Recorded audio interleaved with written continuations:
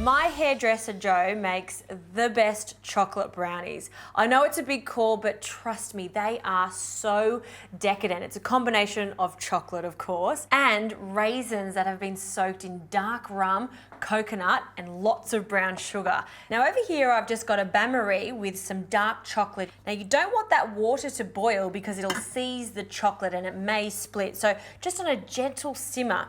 Into this melting chocolate, I'll add some more chocolate, some cocoa powder, along with some butter. And this has just been melted a little bit. And then to make these really, really fudgy and almost caramel molasses-like, you need a good amount of brown sugar, 2 cups of brown sugar. The brown sugar is what makes these brownies so moist, and these are going to last not 1 day, not 2 days, but at least 5 days. If they last that long, they probably won't because they are so delicious, but the sugar will allow them to stay really moist and not dry out. The last ingredient into this bowl is some vanilla extract. And then I'll give this a really good mix, folding in the butter and the chocolate. This already looks so decadent. While that's happening, let's get on to the eggs. And I'll crack straight into a big bowl. And you can add all different flavors to this basic recipe. Joe loves the addition of hazelnuts, but by all means, you could use some walnuts for this. Pecan nuts are fantastic, and many different varieties of dried fruit. So 5, and then the last one, 6 whole eggs. We'll crack straight in there. I'll give this a really good whisk, breaking up those eggs. And the best thing about this is it all happens in the bowl. You don't need to use a mixer for this at all. Okay, these eggs are combined. You don't need to over whisk this. I've combined the rum and the raisins and left it overnight so the raisins soak up all of the alcohol. Into this bowl, I'll add some flaked coconut, and it seems like quite a lot, but this is a perfect combination of fudgy chocolate and then all the fun parts inside. And don't forget those hazelnuts that Joe loves. And now for a little orange, just the zest of about half to a whole orange, depending on how much orange flavour you want. I think that's plenty. Fold that in together until it's combined nicely. Oh, it smells good. It smells like Christmas with the rum and the raisins and the orange there. All we need to do now is wait for the butter and the chocolate to finish melting. Once it looks like a sauce, I'm going to cool it down for about 10 minutes, then mix it with the eggs.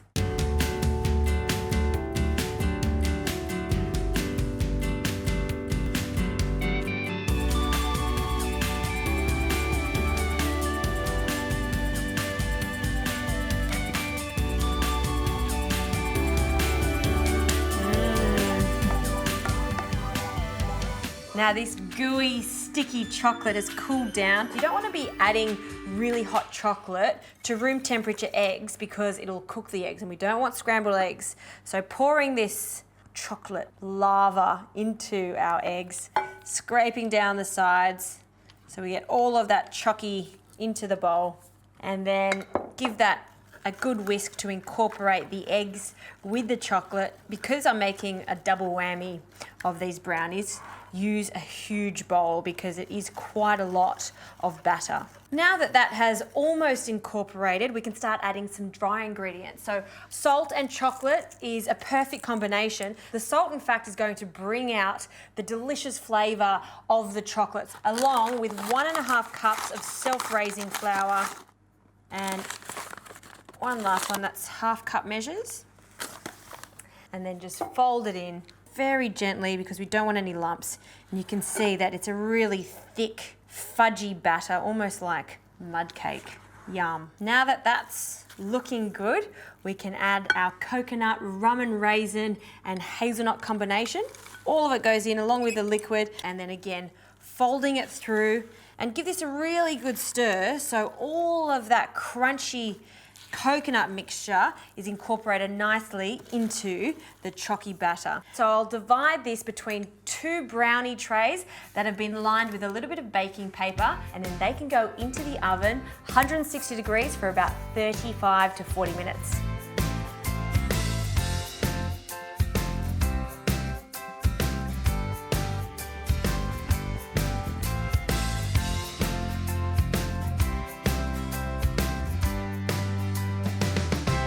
how good do these brownies look. They're super glossy on the top. Allow them to cool for at least 15 to 20 minutes so they can firm up a little bit. And then this is why you need a bit of baking paper, because it just makes it so much easier to take out of the tin.